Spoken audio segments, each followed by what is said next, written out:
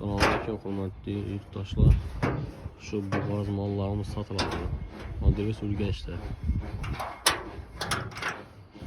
Bu simentalımıza geldiğimizde simentalımız birini doğuran. Sütü var. Bir sos kesen bütün. Malını içi nameli. 3-4 aylık boşanma için. Firmadan çıkan.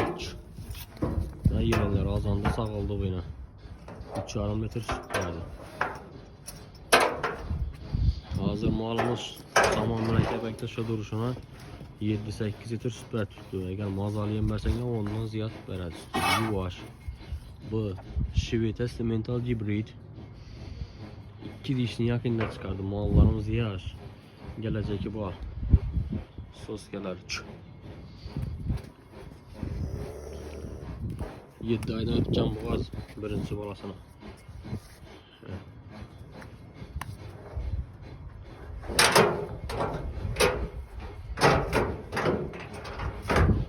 Bu malımız 7 aylık boğaz birinci balasına. Mallarımız yaş hali. Gelecek bu. Yine mallarımız yelirler.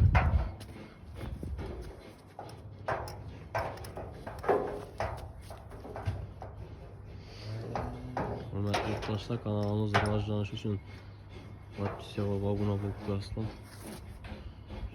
Zo'r yosh, boğaz, mallardan chiqadi.